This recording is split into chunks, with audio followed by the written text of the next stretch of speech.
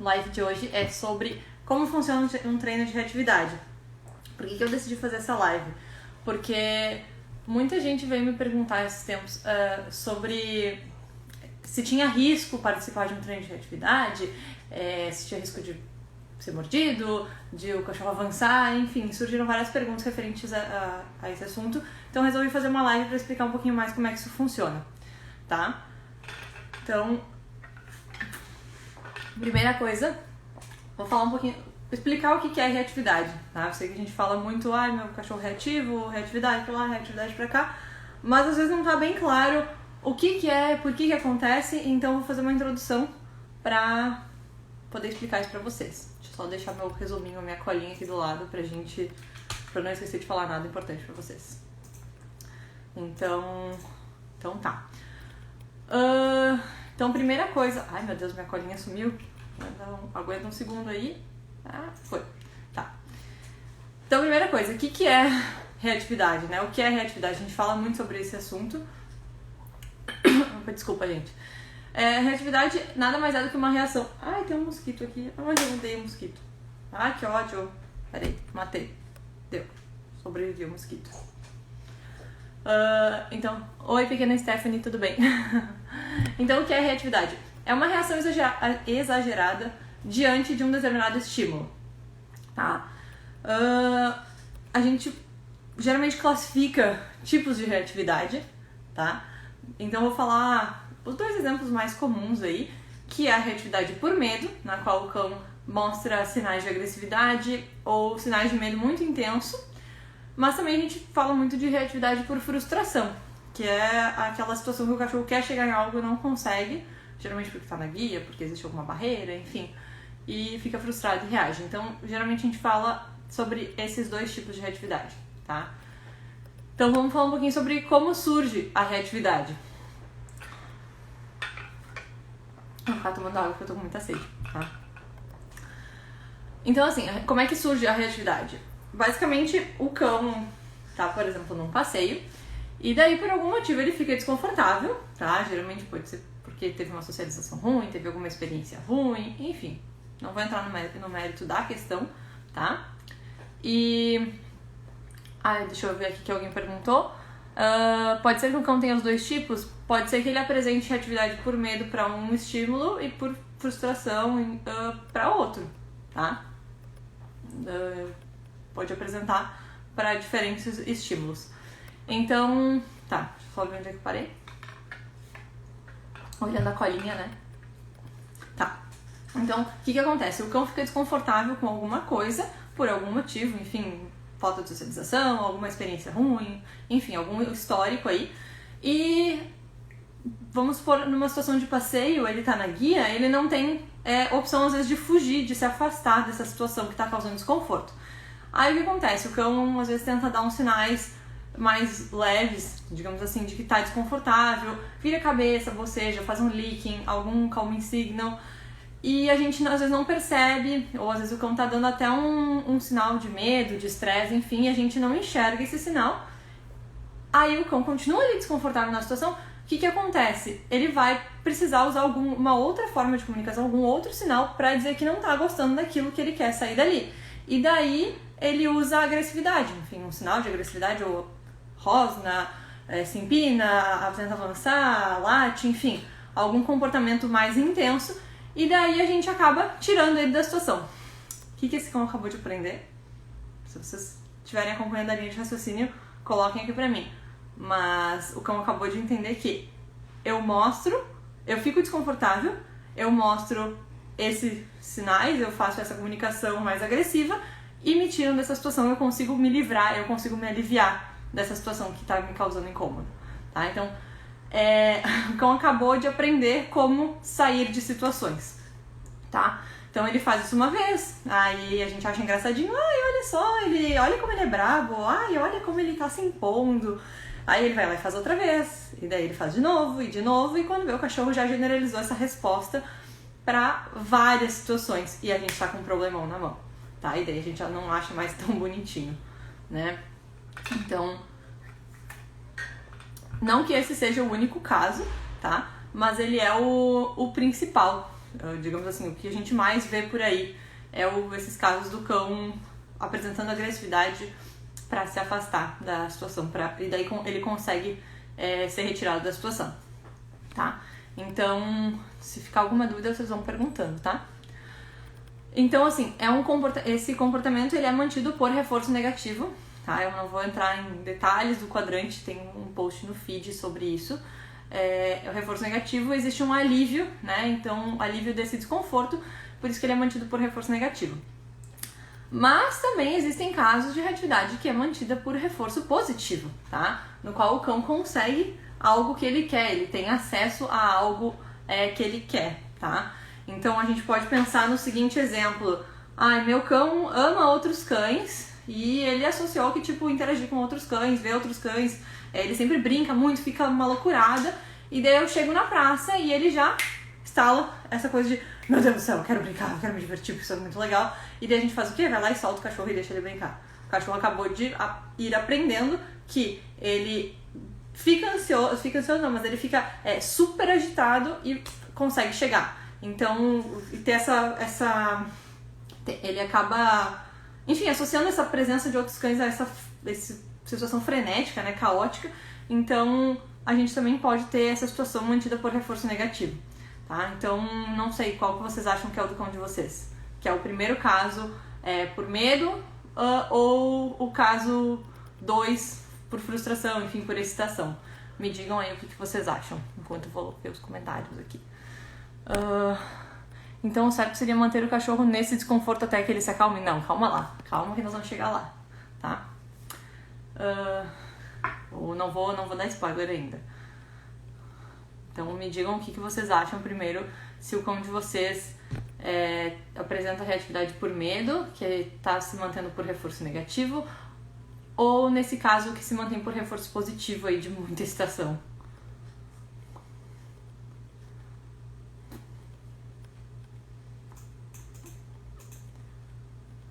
Ok, não aguardo, tá? Calma que eu vou, daqui a pouquinho já vou falar sobre essa questão, tá? E vão colocando aí pra eu ver o que vocês estão achando, se vocês estão conseguindo pelo menos acompanhar a minha linha de raciocínio, tá? Daqui a pouco eu tô falando alguma coisa que tá completamente fora do que vocês estão conseguindo entender. Então então vamos falar de treino. Explicamos o que é a reatividade bem por cima, né? Os tipos, assim, tudo muito superficial. Então vamos pensar como é que a gente vai montar um plano de treino. Então eu não vou entrar em detalhes de plano de treino, tem uma live aqui no Instagram só sobre isso, sobre como montar um bom plano de treino, tá? Mas vou dar uma resumida. Então basicamente o primeiro passo é a gente fazer um diagnóstico da situação, fazer uma análise funcional, montar o ABC, entender qual é o antecedente que dispara o comportamento, qual a consequência, como esse comportamento se mantém, reforço positivo, reforço negativo, qual o gatilho, enfim, que o cachorro reage, se tem alguma situação específica, com alguma pessoa específica, enfim, entender o panorama geral, digamos assim. E então essa etapa de diagnóstico.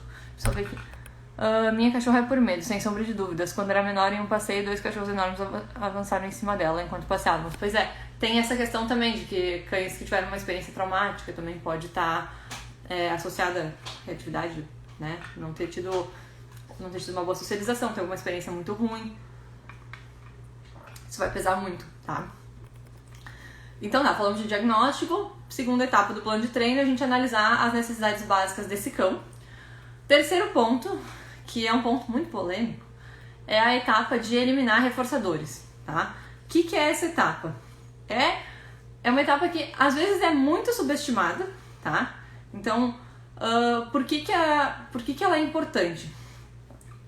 Porque assim, o meu cão tem todo um histórico, né? A gente falou ali em cima que, digamos, a raiz do meu problema é o cachorro apresenta agressividade, sai da situação. Apresenta agressividade, sai da situação. Aí ele aprendeu isso. Então, vocês conseguem entender que se eu continuar expondo o meu cachorro a esse tipo de situação, na qual ele vê alguma coisa, ele mostra agressividade e a gente afasta, ou o gatilho vai embora, ou de alguma forma esse afastamento ocorre, vocês conseguem entender que isso continua colocando lenha na fogueira? Tipo, o comportamento é mantido, ele continua sendo reforçado. Então, se eu não fizer um manejo no sentido de eliminar essa chance de erro, eu vou estar sempre com o problema sendo alimentado ali. Então é como se eu tivesse, sei lá, uma balança e tem muito peso, tem muito histórico do meu cachorro apresentar comportamento reativo, enfim, comportamento agressivo para se afastar de uma situação. E eu tô tentando criar um outro histórico diferente que a gente já vai falar qual que é. E se eu venho aqui num passeio, coloco um pezinho nesse aqui, mas em cada passeio também tem um pezinho nesse aqui, vocês conseguem ver que isso aqui nunca vai virar, eu nunca vou conseguir dar a volta no problema. Então por isso que o manejo é tão importante. Então assim, é uma etapa que acaba sendo muito subestimada, as pessoas não querem fazer o manejo necessário, às vezes não estão dispostas, às vezes têm preguiça, às vezes não querem fazer pelo tempo que é necessário, porque a gente já vai discutir o tempo que é necessário fazer esse manejo, tá? Isso vai depender muito do caso. Só que tem outro problema também, que às vezes as pessoas chegam nessa etapa de manejo, como não reagem e elas querem viver na etapa de manejo. Também, assim, tá, ok, tu não tá tendo o problema, mas tu tá vivendo de manejo, de ter que ficar cuidando o tempo inteiro. Então tu não resolveu o problema, tu tá só evitando que ele aconteça, tá? Então, enfim, é uma etapa muito importante, a gente não pode trabalhar a reatividade sem dor, porque senão eu continuo com o problema recorrente ali, ele continua acontecendo, eu continuo colocando lenha na fogueira, né, combustível ali e o negócio vai sendo alimentado. Então, próxima etapa de um plano de treino é a gente pensar na modificação comportamental, aí vai entrar a técnica que a gente vai estar usando, dependendo do caso, mudança de emoção, comportamento incompatível, isso vai depender do caso, como é que a gente vai abordar, e depois a gente vai começar a levar cada vez mais para a vida real, tá? Mas assim, quando a gente fala de treino, a gente precisa ter muito claro na cabeça que treino é um processo, tá? É um processo, não quer dizer que é um processo inacabável, tá? A gente tem um ponto de partida e a gente tem um objetivo, e a gente tem etapas que ligam o ponto de partida ao objetivo. A gente tem camadas, degraus, enfim, como vocês quiserem chamar. Por exemplo, sei lá, academia, se eu quiser ficar bombada, tipo, eu for pra academia e eu quero ficar bombada em uma semana, não tem. Eu preciso fazer todo o processo. Eu tenho o meu corpo atual, eu tenho um corpo que eu quero chegar, vamos supor, e eu preciso montar um treinamento que vai me levar do ponto A ao ponto B. Mesma coisa com, por exemplo, escola. Tu não pode fazer o terceiro ano do ensino médio, nem sei se é assim que se chama mais hoje em dia, na minha época era. Não pode fazer o terceiro ano do ensino médio sem fazer o segundo. Se tu tá no primeiro, tu não tem como ir pro terceiro, tu tem que ir pro segundo. Se tu quer fazer um doutorado, tu precisa fazer uma graduação, pelo menos. Tá trancando pra você? Deu uma travadinha aqui, espero que não esteja trancando. Tá. Então, vocês conseguem entender que pra tudo existe uma linha, uma sequência de etapas que a gente precisa cumprir. Com o cachorro é a mesma coisa. Então, assim, primeiro que a gente não tem como prever tempo, tá? Depende de muitas coisas, muitos fatores, mas existe uma sequência lógica. A gente tem o ponto de partida, etapa 1, etapa 2, 3, 4, 5, etapa 200, até chegar no objetivo que eu tracei, tá? Isso vai depender do objetivo que vocês têm de alcançar aí. Então, eu só vou poder passar para a próxima etapa quando a minha etapa anterior tiver 100%. Porque eu falei antes, eu não posso fazer o terceiro ano sem ter feito o segundo ano do ensino médio, tá?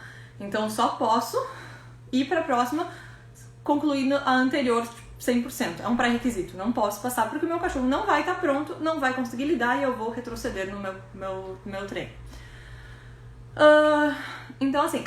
Ai, bati o meu canudo no dente. Deixa eu ver se tem alguma pergunta aqui, peraí. Minha cachorra é ativa com visitas, porém depois de 2 minutos ela esquece, mas tem um amigo meu que ela simplesmente não gosta de jeito nenhum. Então pode fazer um treino com essa questão das visitas, também dá pra fazer. Depois vou explicar o treino em si daqui a pouquinho, tá? Então, a etapa de manejo, ela é referente à etapa de treino que tu está. Então vamos supor o seguinte, vou pensar por exemplo no mock, tá? O mock a gente já conseguiu chegar num ponto que cães pequenos são mais fáceis, cães grandes, ainda mais peludos, são muito difíceis pra ele, porque também, que nem falaram antes, ele teve um episódio de ser atacado por um cão grande, peludo na fase de socialização, uma fase bem crítica da socialização dele. Então, esse tipo de cão, essa característica é muito mais difícil para ele do que um cão pequeno, tá? E é muito bom a gente saber identificar isso para colocar esse tipo de critério dentro do treino. Então, eu primeiro vou treinar os cães pequenos para depois ir para a parte de treinar cães grandes com ele.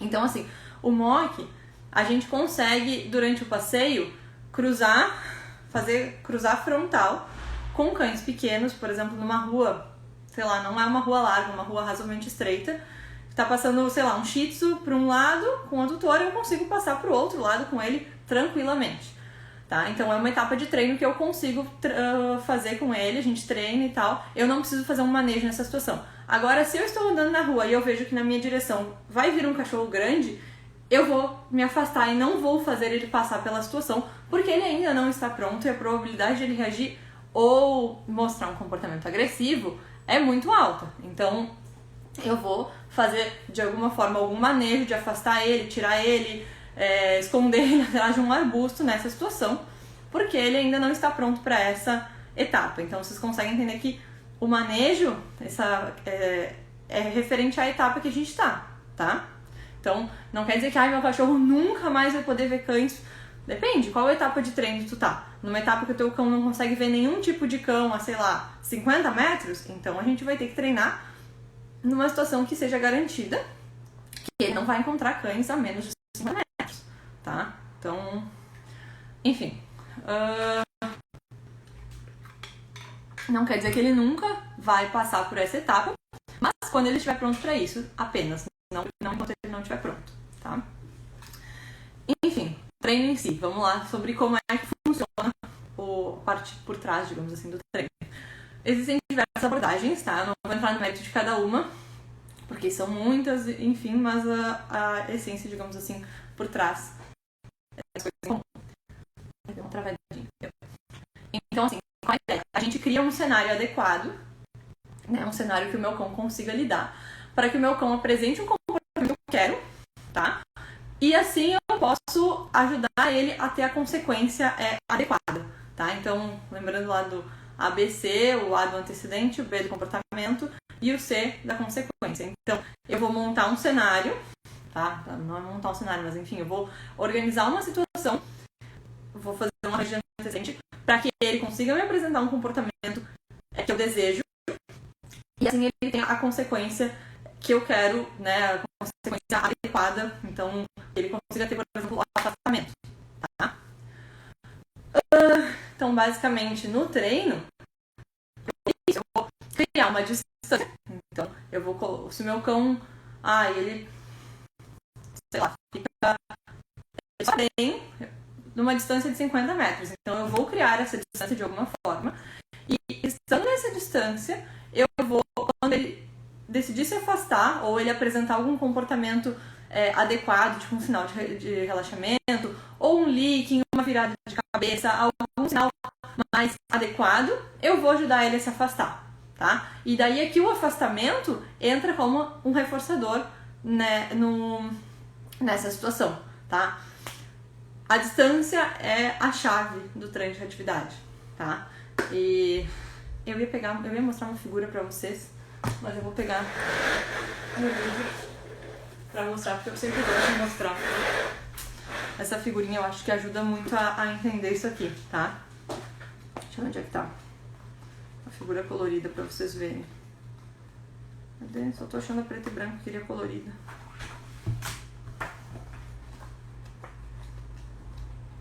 Pera aí, aguenta aí, gente. Deixa eu achar a figura colorida.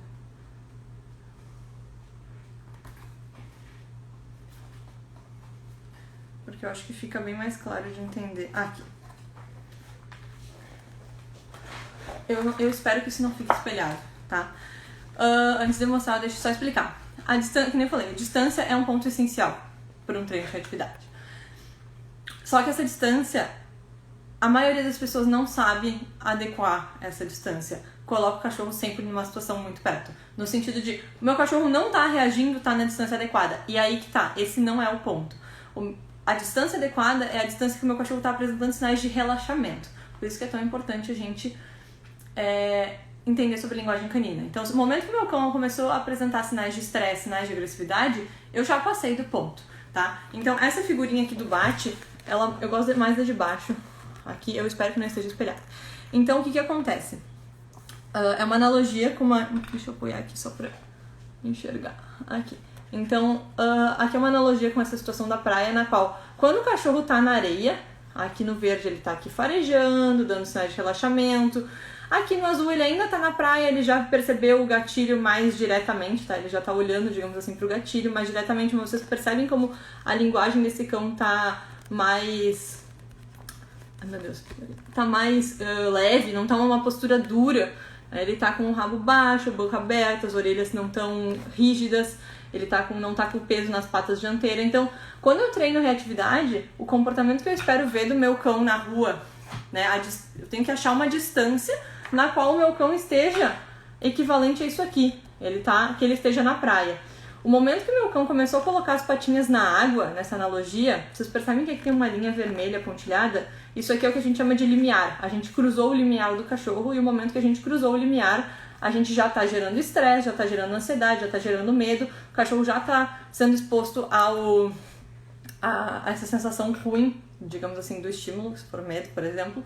E aqui, se eu deixar ele ficar ou aqui no amarelo, ou no laranja, ou no vermelho, e daí, então, afastar ele, eu acabei de ensinar para ele que tu apresenta esse tipo de sinal e tu é afastado. Tu apresenta esse tipo de sinal e tu é afastado, ou seja, tu consegue o alívio, só que com um sinal que não é o que eu quero. O que eu quero é que o cachorro aprenda a ficar tranquilo perto do outro estímulo, que ele consiga lidar, que ele aprenda a tirar a pressão. Enfim, eu não vou entrar no detalhe do objetivo aqui, porque isso vai depender de cada pessoa, mas vocês conseguem perceber que se eu ensinar pro meu cão que, tipo, estamos a uma distância de 50 metros e ele tá assim, no verde ou no azul, e daí eu afasto, esse comportamento adequado acabou de ser reforçado. Enquanto que se eu tiver numa distância menor, tipo 40 metros, e meu cão tá apresentando isso aqui, e eu afasto ele, esse comportamento é reforçado. E não é esse tipo de comportamento que eu quero. Eu quero um comportamento mais próximo do relaxado possível.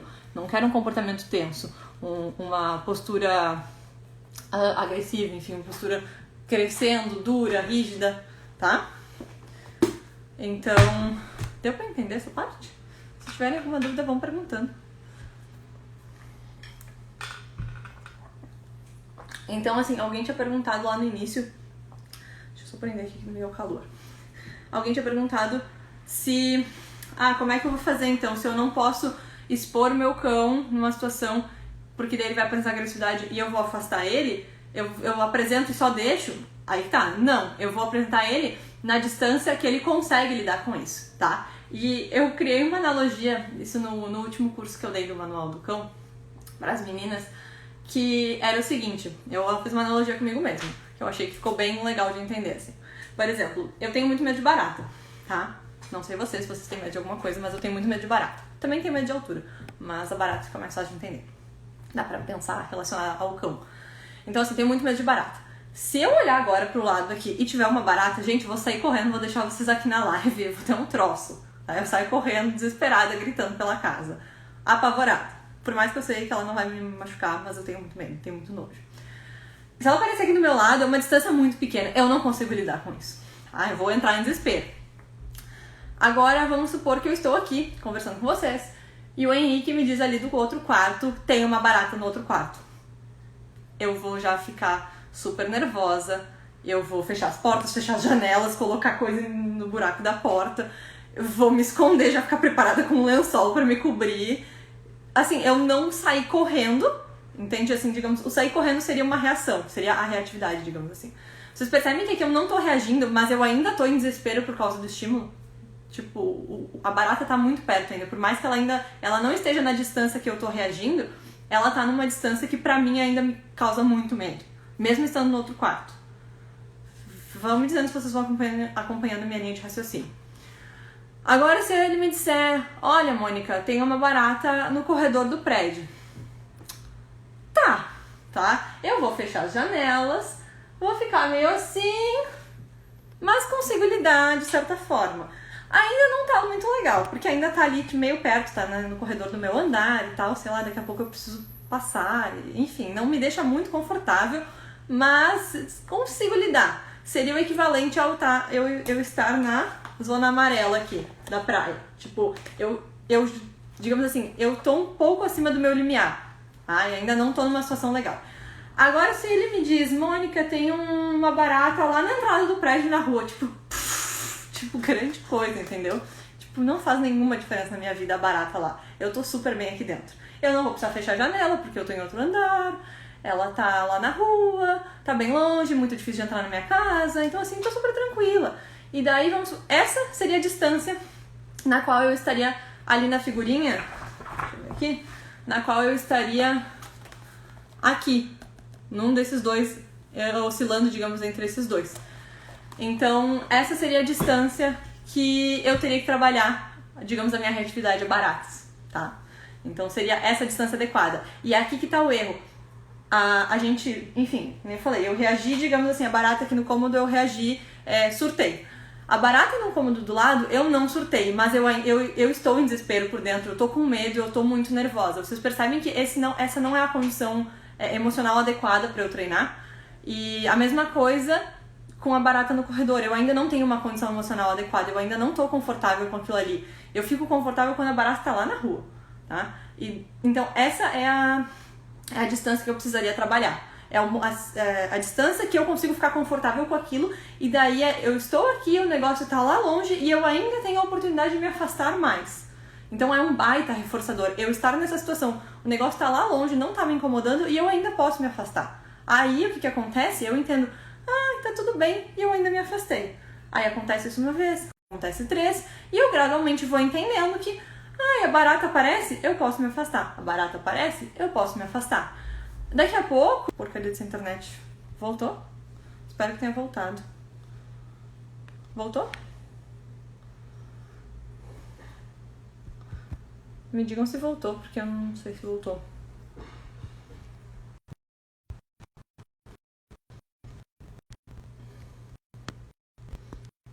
Eu vou só colocar um comentário fixado.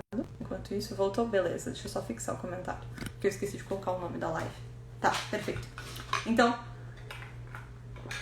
o que acontece? Conforme eu vou tendo experiências, eu não vou dizer positivas, tá? Porque não é, ninguém tá me dando comida.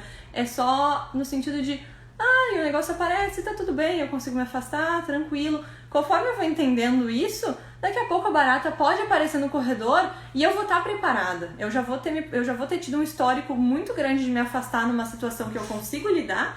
E daí, quando a situação dificulta um pouquinho, tá? Vocês percebem que eu não dificultei no sentido de colocar a barata aqui dentro ainda. Eu coloquei a barata no corredor. Aí eu consigo lidar. Tipo, barata no corredor, eu já tô acostumada com isso, diminuir um pouquinho a distância, tá tudo bem, eu me afasto. E daí eu vou criando histórico nessa outra situação. Até que daqui a pouco, quando aparece no cômodo do lado, eu já tenho tanta bagagem de conseguir me afastar quando a barata aparece e aliviar o meu desconforto, que ela vai estar ali no cômodo do lado e eu vou dizer, tá, tudo bem, eu vou só pegar e sair aqui de casa e ir pra fora de casa enquanto ela tá no cômodo, que tá tudo certo, eu não preciso enfrentar isso. Aí, gradualmente, a gente vai criando, com todo esse volume de treino, situações que o cão aprende a sair, que a comparação era eu e a barata, mas na situação de reatividade, meu cão vai aprendendo a sair e vai criando essa... Meu Deus, me faltou a palavra. Ele vai criando essa habilidade de sair da situação, de sair da situação, de sair da situação. E conforme daí ele vai adquirindo essa habilidade, a gente começa a dificultar mais o treino. E daí ele vai começando a criar a habilidade de sair da situação em situações cada vez mais difíceis, tá? E daí assim que é, digamos, a ideia por trás do treino de reatividade, tá? Me digam se deu pra acompanhar a minha linha de raciocínio.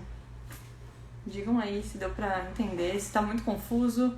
Eu espero que vocês estejam conseguindo acompanhar.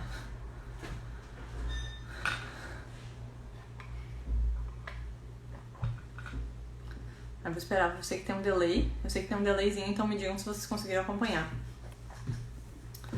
Depois eu vou fazer um desenho aqui, vou tentar fazer um desenho no meu quadrinho pra mostrar pra vocês isso, como é que seria com o cão. Cheguei um pouco atrasada, mas deu pra entender. Deu sim, ótimo, perfeito, Elias. Então, como é que seria? Eu desenho muito mal, tá? Então, quem já é meu aluno já sabe que eu desenho muito mal, então não riam no meu desenho, por favor. Então, tipo assim... Estou eu, meu Deus, e meu cachorro. Meu Deus do céu, péssimo. Tá. E eu e meu cachorro. tá? Deixa eu colocar um cabelinho em mim. E um outro cachorro aqui. Pá, pá, pá. Um outro cachorro aqui, tá? Se eu for levando meu cachorro, tipo assim, a gente tá na rua, o cachorro tá aqui parado e eu vou andando com o meu cachorro. Deixa eu trocar a caneta pra dar pra ver. Se eu for andando, tipo assim, eu tô nessa distância, digamos que é uns 50 metros, sei lá, eu tô colocando metros aqui só pra, deixa eu falar, pra vocês enxergarem bem. Colocar metros só pra ficar mais quantitativo, tá? Mas não precisa ser, meu Deus, tem um troço em mim, uma mancha. Ai, na tela. Desculpa. Então, assim, se eu for andando com o meu cachorro nessa direção, tipo assim, nessa distância que ele tá dando sinais de relaxamento, ele tá super tranquilo, tá? Então, se ele tá dando esses sinais adequados, que é o que eu quero, sinais de relaxamento, sinais de calma, enfim, um ou outro calma em signo, um licking, uma viradinha de cabeça, farejar o chão, ou mesmo uma postura bem relaxada, se eu deixo ele apresentar esses comportamentos e ajudo ele a se afastar, o que acabou de acontecer? Reforço. E daí eu vou criando todo esse histórico. Agora, se eu vou deixando ele se aproximar, e daí eu chego aqui, onde ele tá apresentando chego aqui assim, onde ele tá apresentando já uma postura que o rabo tá mais em pé, as orelhas estão mais em pé. Meu Deus, gente, que coisa mais horrorosa. O peso já tá nas patas dianteiras, a boca tá fechada.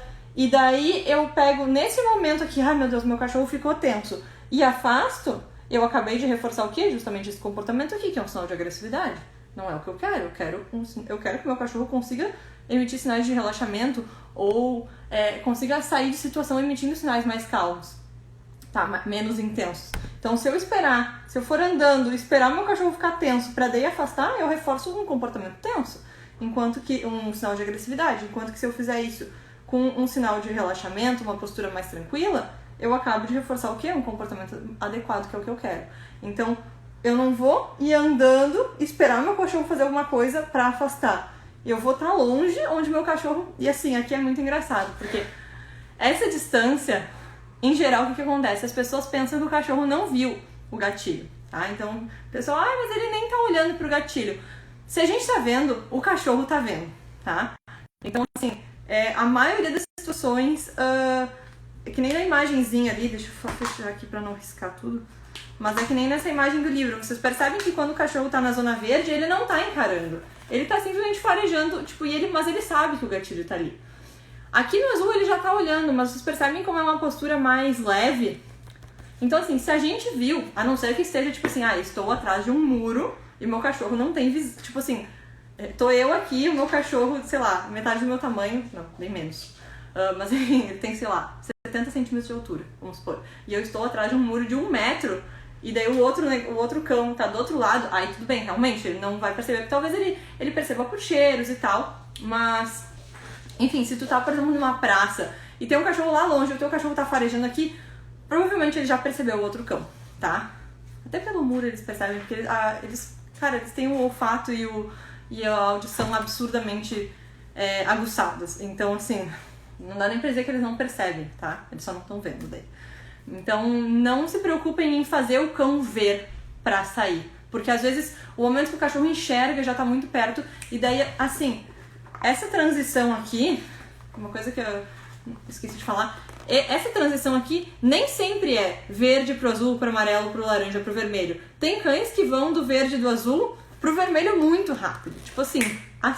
E, tipo... Tu mudar poucos metros e o negócio já estala e vira um comportamento muito explosivo. Então tem que ter muita cautela, tá? Deixa eu ver o que vocês estão falando. Faz sentido, com certeza eles viram. Com certeza. A gente tá vendo, eles estão vendo. Às vezes eles até farejam, exatamente. Às vezes eles estão farejando e esse farejar é uma forma de comunicação, porque a gente infelizmente não tem o olfato tão aguçado, mas assim, eles trocam muito cheiro, entende? Tipo, o cachorro vai lá, dá uma marcada, daí vai lá, dá uma cheiradinha na árvorezinha que o outro fez xixi. Então, assim, existe muito essa troca química, eu acho que é a palavra, por cheiros, tá? Então, às vezes eles estão farejando sabendo que o outro tá ali, mas eles não estão encarando direto. Deixa eu ver. Já aconteceu de eu não estar vendo nada, mas meu Oliver viu. Quando eu vi que ele viu, nós estávamos pertinho da esquina e viramos. Isso acontece muito, tipo assim, tem cães que percebem antes do tutor, por isso que é uma coisa que a gente também tem que desenvolver com a habilidade, é de estar muito atento ao redor, tá? Então, e é muito engraçado, tipo, às vezes a gente não precisa nem, tipo assim, no início do treino, quando tu tá adquirindo essa habilidade, tu fica mais atento, meu Deus, vem cachorro, não vai, pipipi, pó, pó. Depois que o treino começa a fluir, é muito engraçado porque a gente começa a perceber uma mudança na postura do cachorro e daí tu sabe que, sei lá, apareceu alguma coisa lá atrás e ele já percebeu, mas tu não enxergou, sabe? Então tem coisas muito legais assim que a gente vai pegando depois de refinar assim o treino. Então, tipo, sei lá, mudou, meu cachorro tava farejando relaxado, deu uma mudada na orelha, o rabo já deu uma subida, a postura deu uma tensionada e tu não tá vendo nada. Daqui a pouco o cachorro já percebeu a aproximação de trás, sabe? Bem interessante isso. Tem um grau muito forte de miopia, mas ele estava com a boca aberta e rabo baixo. Isso do grau forte de miopia não colabora, né? Daí tem que sei lá, usar uma lente, um óculos pra te ajudar. Mas isso de... Ponto importante. Boca aberta e rabo baixo, não... Assim, não é, a live não é sobre isso, mas vou dar um pitaco aqui em linguagem canina. Quando a gente começa a estudar a linguagem canina, tipo assim, todos os livros e tal que vocês forem ver, vão falar de sinais individuais. Tipo, olha, que nem aqui, sabe? Rabo baixo, orelha leve, boca aberta. Mas assim, depois que tu vai se aprofundando mais, tu percebe que assim, não dá pra analisar um sinal pontual. A melhor forma de começar a estudar é escolher um sinal pontual e tentar observar. Escolher um sinal pontual e tentar observar. Ou também, por exemplo, filmar o teu cão em casa. Eu filmo às vezes eles em casa, eu filmo eles às vezes, tipo, sei lá, sair pra passear às 6 da manhã que não tem ninguém na rua, eu filmo eles pra depois analisar como é que tá a postura. Tipo, pra ver, como é que seria o rabo relaxado desse meu cachorro. Porque tem cães que o rabo relaxado não é lá embaixo. Por exemplo, o Mock é um cachorro que o rabo relaxado dele não é lá embaixo. Ele é um rabo intermediário assim, sabe? Então quando tá pra baixo eu sei que tá ruim. Então assim, tem que ter um certo cuidado no sentido de saber qual é o sinal do teu cão, tá? Eu não tô dizendo que aqui a boca aberta e o rabo baixo não é o sinal de relaxamento, por exemplo, do teu cão. Mas tem que ter cuidado, tá? No sentido de saber qual é o sinal do que o teu cão... Tipo, saber qual é a... como é que se diz? A linha de referência, digamos assim, pra tu ter de que o teu cachorro tá relaxado, que o teu cachorro tá confortável com alguma coisa. Então, isso de filmar no passeio em momentos, tipo, que não tem nada, tipo, esse horário, tipo, 6 da manhã aqui na minha rua, é muito tranquilo pra passear, então realmente não tem ninguém, nem cachorro, nada, dá super bem pra fazer esse tipo de experimento, de filmar e realmente ver com bastante... Tipo, ser uma coisa bem fiel, assim, de que o cachorro tá relaxado. Ou dentro de casa, em algum lugar que ele esteja bem acostumado, filmar pra ele depois ver. E da boca aberta tem que ter um cuidado, porque assim... existe diferença entre boca aberta relaxada, boca aberta de ansiedade, boca aberta mais repuxadinha, assim, às vezes com uma linguinha ali de meio que agressividade. Então, assim... Não dá pra gente generalizar, tipo, boca aberta, é isso. Tá, mas eu não vou entrar no assunto de linguagem canina, não é sobre isso a live. Não vou mudar o foco, deixa eu só ver o que vocês falaram aqui. Depois de ler sinais de calma, nunca imaginei que os cães demonstravam assim. Arrepiar pelo, fechar a boca e tal. Esse livro dos sinais de calma é muito legal pra começar. Ele é uma ótima fonte pra gente começar a enxergar esses sinais, né? Deixa eu ver. Ótima ideia. Sempre me dá vontade de filmar todos os passeios inteiros. Isso é uma coisa que eu comecei a fazer. Só que às vezes a memória do celular não ajuda, tipo, sei lá, se é um passeio de 30 minutos, às vezes não dá conta. E daí eu sempre tenho que chegar, esvaziar a memória e tal, mas tipo, dá pra... Eu fiz isso muito, agora deu uma parada, mas eu tava fazendo isso de filmar todos os passeios do Mock, por exemplo, tipo, ficava com o celular na mão o tempo inteiro pra poder, sei lá, pegar coisas bem aleatórias. Então é bem legal filmar pra conseguir ver toda essa comunicação. Depois senta em casa, coloca em câmera lenta pra tu analisar. É muito mais fácil. Tem coisas que a gente consegue perceber depois só vendo o vídeo, tipo, às vezes mudança na pelagem, alguma... Tipo assim, o Mock é muito engraçado, porque se eu tô vendo ele de costas, deixa eu pegar a Margarete aqui, pra mostrar pra vocês a minha estagiária Margarete. Então, vamos supor que estou passeando com o Mock assim, Mock é a Margarete, vamos supor, e eu tô indo pra lá com ela e eu tô vendo a parte de trás da cabeça dela. Eu sei que se eu enxergar uma determinada forma dele franzir a testa que eu vejo de trás, eu já sei que ele vai reagir em seguida, tá? Mesmo o resto da postura dele não estando tão tensa.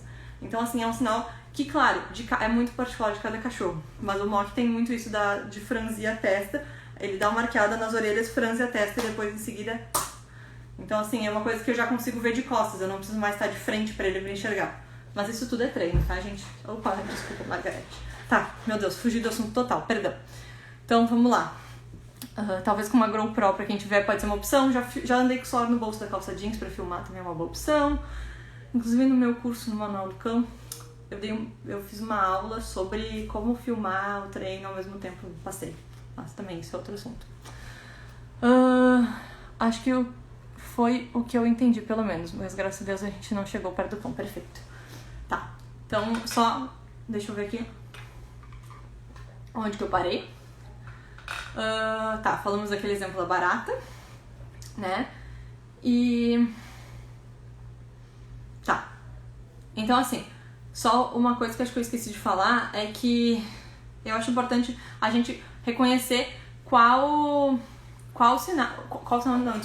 ponto a gente tá e traçar um objetivo. Qual é o meu objetivo? Que o meu cão consiga passar dando sinais de relaxamento por outro cão, conseguindo tirar pressão, conseguindo sair de situações difíceis, enfim, eu acho legal traçar um objetivo pra gente conseguir montar as etapas do treino, tá? E pra poder depois ir avançando os critérios de acordo com isso. Tá, beleza. Mais uma coisa que eu queria falar pra vocês sobre se existe risco ou não no treino, tá? Isso é uma coisa que já me perguntaram muito. Inclusive, uma época eu pedi pessoas aqui de Porto Alegre que meu Deus, pedi nos stories se alguém de Porto Alegre queria participar do treino do Mock e do Bacon na época, e daí várias pessoas vieram me dizer, eu gostaria, mas eu tenho medo, não sei o que, tenho medo de tomar uma mordida, é perigoso. Então, assim, a primeira coisa que eu queria esclarecer, óbvio que, enfim, tudo na vida existe risco, tá? Não vou dizer que, não, 100% livre de riscos, tá? Mas, assim, não é pra existir a possibilidade do cão avançar. Não é pra acontecer isso, porque se... Então, assim, sobre a última questão, do último ponto que a gente tava falando, era sobre o risco do treino de reatividade, tá? Então, assim, não é pra existir risco, não é pra existir possibilidade do cão avançar, né? Se isso acontecer, é porque o cão não estava preparado para a situação que eu estou colocando nele, que eu estou colocando ele pra treinar. E, gente, fiquei chateada. Desculpa, perdi minha empolgação, tá? Vamos lá, deixa eu tomar uma água, vamos lá. Sim, eu cheguei depois, já tive muitas experiências boas, fico bem feliz. Então, eu vou ver se eu consigo gravar ela, abrir uma live no YouTube pra gravar ela de novo e deixar salvo lá pra vocês. Eu não sei se vai ter como puxar pro Instagram, mas pelo menos fica lá no YouTube, tá? E na próxima, prometo que daria um jeito nessa internet pra poder fazer as duas ao mesmo tempo e não ter esse problema de novo, tá? Então tá, então assim, não é pra existir esse risco. Principalmente assim, se eu tô treinando reatividade com pessoas, eu só vou treinar aproximação e interação se meu cão estiver muito pronto pra isso, se ele já tiver uma baita habilidade de sair da situação, de aliviar a tensão, de conseguir se afastar sozinho. Se ele não tem todo esse histórico, eu nunca vou colocar ele numa situação pra treinar com alguém, ainda mais um desconhecido pra ele, por exemplo, né? Não necessariamente pra mim. Eu nunca vou colocar a pessoa numa situação de risco e muito menos o meu cão numa situação que ele vai precisar usar agressividade e eu precisar retirar ele, tá? Então, a ideia do treino, ou com cães, por exemplo, em geral o treino a gente faz protocolo, longe e só vai pra uma fase de andar mais próximo e tal, se os dois estão demonstrando que estão bem, estão confiantes, estão relaxados, estão prontos pra isso, senão a gente não vai aproximar, tá?